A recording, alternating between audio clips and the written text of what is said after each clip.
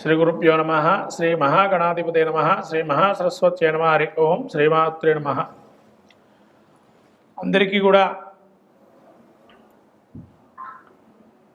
ప్రతి విషయంలో కూడా ఏ విధంగా ఉంటుంది, ఏ స్థానాలు మనకు బాగున్నాయి, ఏ వృత్తిలో మనం బాగుంటాము, రాణింపుగా ఉంటాము, అలానే చతుర్థ స్థానము, పంచమ భావాలు, ఈ రెండు కూడా మనిషికి చాలా ముఖ్యమైనటువంటి స్థానాలు. ఈ ముఖ్యమైన స్థానాలు ఎందుకు ఇవి అనంటే, మనకు రెండు చక్రాలు ఉంటాయి. మొత్తం మనకు 12 రాసులు అంటే 12 రాసులు ఉన్నాయి మనకి.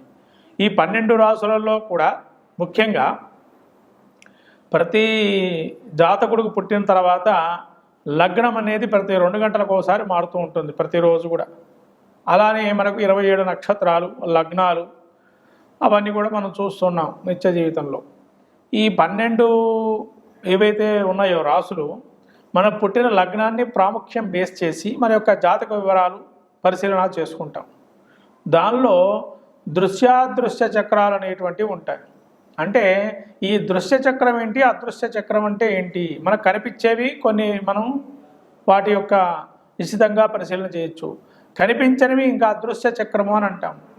అంటే దృశ్య చక్రం అంటే 1 నుంచి మనకు స్థానం పుట్టినప్పుడు లగ్నం ఏదైతే ఉంటుందో దాన్ని బేస్ చేసి 1వ స్థానము, 2వ స్థానం, 3వ స్థానం అంటే 6వ స్థానం వరకు దృశ్య చక్రము అని అంటారు. మనకు అన్నీ కనబడుతూ ఉంటాయి. మళ్ళీ 7 నుంచి 12 ఏవైతే ఉంటాయో అది అదృశ్య చక్రము అంటారు. అంటే ఏంటంటే మనకు అన్నీ కనపడకుండా ఊహించేటట్టుగా ఉంటాయి. కాబట్టి దృశ్యాదృశ్య చక్రాల్లో ముఖ్యంగా మనకు ఈ యొక్క దృశ్య చక్రం చూసుకున్నట్లయితే కనిపించేటువంటివి ఏంటి అంటే, లగ్నము అనేది మొదటి స్థానము, దాన్ని శరీరము, మన యొక్క స్వభావ లక్షణాలు అవి తెలుసుకుంటాం. 2వ స్థానంలో ధనము, సంపాదన, కుటుంబము, తద్వారా వచ్చేటువంటి లాభాలు, అట్లే ధనం ఏ విధంగా నిలుపుకుంటామా లేదా అనేటువంటివి తెలుస్తాయి. ఇంకా చాలా ఉన్నాయండి. కారకత్వాలు చాలా స్వల్పంగా చెప్తున్నాం మనం ఇక్కడ, ఎందుకంటే ప్రతి విషయాల్లో మనం విశదీకరించి జాతక ప్రదర్శన చేసేటప్పుడు చెప్పుకోవచ్చు. తర్వాత 3వ స్థానం వచ్చేసి సోదరిమణులు, మనకు సహకార రంగము, మనం సహాయం చేసేటువంటి వారు, ఇతరులకు మనం సహాయం చేస్తామా. అలానే మనకు ఈ యొక్క తృతీయ భావం అంటే మన చుట్టుపక్కల ఉన్న వాళ్ళు మనకు సహకరించి ముందుకు ఒక అడుగు వేయడానికి అవకాశం ఇస్తారా. అట్లా ధైర్య సాహస్రాలు, పౌరాక్రమము, శౌర్యవంతము, ఇవన్నీ కూడా మనకు ఈ స్థానం ద్వారా తెలుస్తుంది. ఉండే డబ్బును ఏ విధంగా వినియోగం చేస్తాము, తర్వాత మన యొక్క సంతానము ఏ విధంగా ఉన్నతిగా ఉంటారు అనేది కూడా ఈ తృతీయ స్థానం అనేది తెలియజేస్తుంది. తర్వాత చతుర్థ స్థానం అండి. ఈ చతుర్థ స్థానంలో మనం తెలుసుకోవాల్సిన విషయాలు ఏంటంటే, ముఖ్యంగా మాతృభావము అంటే మనకు తల్లికి సంబంధించినటువంటి వివరాలు తెలుసుకోవడానికి 4వ స్థానాన్ని చూసుకోవచ్చు. తర్వాత అలానే ఈ యొక్క తల్లితో పాటు ఇంకా మనకు వాహనము, గృహములు, సౌఖ్యము, సుఖము, తర్వాత అనేకమైనటువంటి ఇంకా విద్య, ప్రాథమిక విద్య, ఇవన్నీ కూడా చతుర్థ భావమందు తెలుసుకునేటువంటి పాండిత్యము, ఇవి ఏ విధంగా ఉంటుంది అనేది తెలుసుకోవాల్సినటువంటి విషయాలు ఉంటాయి. ఇవన్నీ చతుర్థ భావంలో కొంతవరకు మనకు తెలుస్తాయి. తర్వాత పంచమ భావం చూస్తే సంతానం, మనకు ఏదైనా వృత్తి చేస్తే దానిలో రాణింపు ఉంటుందా, వేరొక దానికి పోవచ్చా అని తెలుసుకోవటానికి, తర్వాత ప్రతి విషయంలో మన వృత్తిరీత్యా ముందడుగు వేయాలంటే ఆలోచన ధోరణి ఏ విధంగా ఉంటుంది అనేది, మంత్రోపాసన, దీక్ష, తర్వాత అనేకమైనటువంటి ఏ దీక్ష తీసుకొని మనం స్తోత్రపాఠం చేస్తే బాగుంటుంది అనేది. అట్లాగే ఈ పంచమ భావంలో మన యొక్క కుమారుడు సంతానం కానీ, సంతాన విషయ సంబంధితమైనటువంటి ఆలోచనలు కానీ, ఇవన్నీ పంచమ భావానికి సంబంధించినవి. అని అతి ముఖ్యమైనది ఈ పంచమ భావం. మన జాతకంలో కూడా అతి ముఖ్యమైనటువంటిది పంచమ భావం. తర్వాత 6వ స్థానం. ఈ 6వ స్థానం శత్రులు, రుణాలు, రోగాలు, తర్వాత శారీరక లక్షణాలు, అలాగే మనకు ఏదైనా కూడా అప్పులు కానీ అది తీరుస్తామా లేదా, దాని సామర్థ్యం ఉందా లేదా, ఒక అప్పులు తీసుకుంటే. అలానే ఈ 6వ స్థానమందు ఎటువంటి రోగముతో బాధపడుతుంటాడు, లేదా ఎటువంటి శత్రువులు మనం తడబడుతుంటారు, శత్రు జయం కలుగుతుందా లేదా అనేది. తర్వాత మనము ఏ విధంగా మనము ముందుకు వెళ్ళొచ్చు, ఆలోచన ధోరణి, పటిమ ఈ విధంగా ఉంటుంది. ఇతను మాట్లాడక ధారణాశక్తి ఉంటుందా లేదా అనేది షష్టమ భావంలో తెలిసింది. ఇంకా చాలా ఉన్నాయండి. ఇవైతే దృశ్య చక్రము అంటారు. అంటే ఒక మనిషి తను ఎవిడెన్స్ ప్రూఫ్, అంటే ఇవన్నీ ఎవిడెన్స్ ప్రూఫ్ కిందకి వస్తాయండి 6 కూడా. ఎందుకంటే తను ఎలా ఉంటాడో తనకు తెలుసు, తన ఇన్నర్ వాల్యూస్ ఏందో తనకు తెలుస్తాయి. తర్వాత ద్వితీయం తన కుటుంబం ఏందో తను చూస్తుంటాడు. తృతీయం తన సోదరిమణులు కానీ తన సోదరులు కానీ ఎవరు నాకు సహకరిస్తున్నారా లేరా అని తెలుసుకునేటువంటి లక్షణం ఉంటుంది. చతుర్థము మనకు తల్లి కానీ వాహనం కొనుక్కుంటామా, ఇల్లు కొనుక్కుంటామా, ఇవన్నీ మనకు తెలిసేటువంటి ఎవిడెన్స్ ప్రూఫ్గా మనకు ఎదురుగా ఉండేటువంటి లక్షణాలు. పంచమం మనకు పేరు ఉందా లేదా, పలానా చోట పోయి పలానా వాడు అబ్బాయి, పలానా వాడు అమ్మాయి, లేదా పలానా వాడు చాలా బాగా చూస్తారండి, పలానా వాళ్ళు చాలా బాగా విద్యాపరంగా అతనికి చాలా ఉన్నతి కలిగింది, ఇదంతా కూడా మనకు చెప్తూ ఉంటారు బయట. ఇదంతా కూడా పంచమ భావాన్ని చూస్తారు. అట్లనే మంత్రోపాసన ఎక్కువగా ఇష్టదైవ ప్రార్థన చేయమంటారు. అందులో కూడా ఇష్టదైవ ప్రార్థన గురించి కూడా ఉంటుంది. ఇది పంచమం. షష్టం శత్రు రుణ రోగాదులు. మనకు తెలిసేటువంటి శత్రువులు చాలామంది చూస్తుంటాం, తెలియని శత్రువులు కూడా ఉంటారు. కాకపోతే తెలిసే శత్రువులు ఉంటారు, వీడు మనం పడదు అని అనుకుంటాం మనం. తర్వాత రుణాలు, మనం ఏదైతే రుణం తీసుకుంటామో అని మనం కళ్ళారా తీసుకుంటాం. ఎందుకంటే ప్రతి రుణము కూడా మనకు ఏదైతే హోమ్ లోన్స్ కావచ్చు, కార్ లోన్స్ కావచ్చు, మనకు పర్సనల్ లోన్స్ కావచ్చు, ఇవన్నీ కూడా మనం తీసుకునేటువంటివి మనకు తెలుస్తాయి. కాబట్టి మళ్ళీ రుణ రోగాలు కూడా మనకు తెలుస్తాయి. ఏది తింటే ఎక్కువగా వ్యాధులు వస్తాయి, జ్వరంతో బాధపడుతున్నా, దగ్గుతో బాధపడుతున్నా, జలుబుతో బాధపడుతున్నా, ఇవన్నీ మనం చూస్తుంటాం. మనకు అది పడదండి ఐస్ క్రీములు కానీ ఇవి తింటే. తర్వాత మనకు ఎక్కువగా అతివేడి ఉందని దుష్ట శరీరం అంటారు. ఇవన్నీ కూడా మనం చూస్తాము. కాబట్టి దృశ్య చక్రం అంటారు 1 నుంచి 6ని. కాబట్టి ఈ దృశ్య చక్రంలో కనబడే ప్రధాన భావాలు చతుర్థ భావం, పంచమ భావం. కాబట్టి వీటి గురించి మనం విశ్లేషించుకుంటాం. తదుపరి వీడియోలో మనం చూడగలం. ఇప్పుడు మనం మిథున లగ్నాతు చతుర్థ పంచమ భావాధిపతులు చూసుకున్నట్లయితే, మిథున లగ్నానికి చతుర్థ స్థానమందు బుధుడు.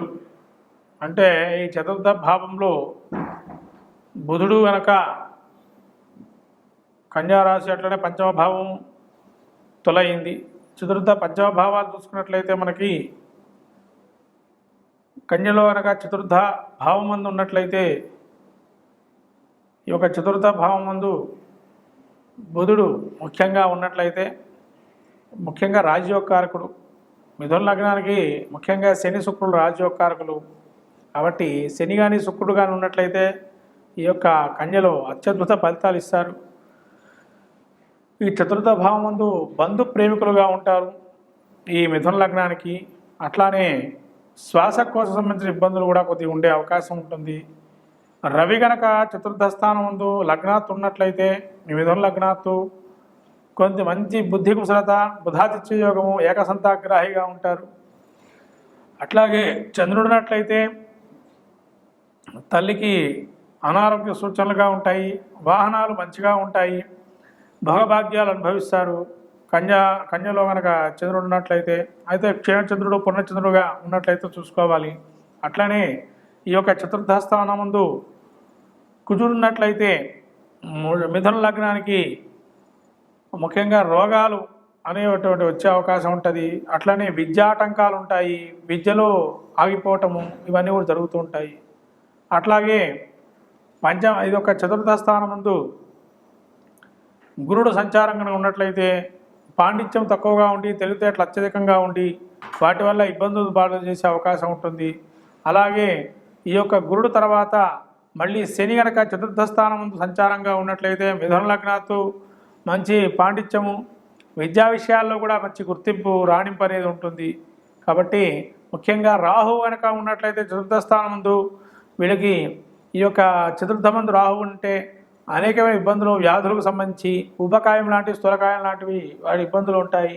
ఈ విధంగా ఈ యొక్క మళ్ళీ అట్లానే కేతువు యొక్క సంచారం ఉన్నట్లయితే మాతృహీనత అనేది లక్షణంగా కనబడుతుంది.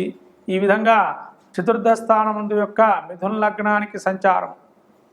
అట్లానే పంచమ స్థానాన్ని చూసుకున్నట్లయితే, పంచమ స్థానంలో కనుక రవి కనుక ఉన్నట్లయితే ఎప్పటికీ వీళ్ళకు పేరు ప్రఖ్యాతలు అయితే రావు. అట్లానే కుటుంబంలో కూడా ఇబ్బందులు అనేవి సూచితంగా ఉంటాయి. ఈ యొక్క పంచమ స్థానంలో ఏదైతే పంచమ స్థానము, అట్లాగే చంద్రుడు ఉన్నట్లయితే మంచి లక్షణాలు అనేవి ఉంటాయి.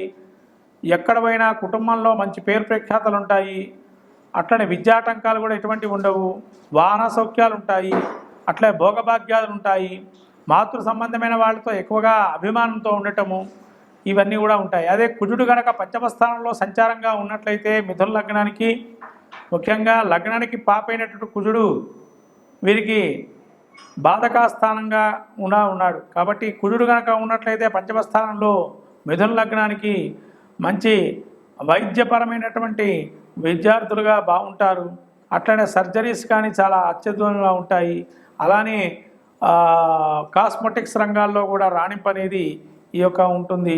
చతుర్థ స్థానం పంచమ స్థానంలో కనుక బుధుడు ఉన్నట్లయితే వీరికి కొంత సంతానానికి సంబంధించి ఈ చాలా రాణింపు అనేది ఉంటుంది. చదువు విద్యార్థి వాళ్ళకి మంచి క్రియేటివిటీ యాక్టివిటీస్లో ఉంటారు.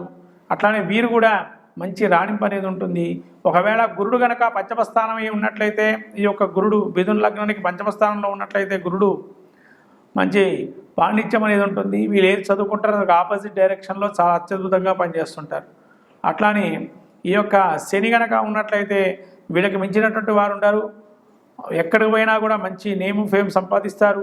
వృత్తిలో రాణింపు అత్యద్భుతంగా ఉంటుంది. విదేశీయానాలు కూడా చాలా బాగా గోచరిస్తాయి.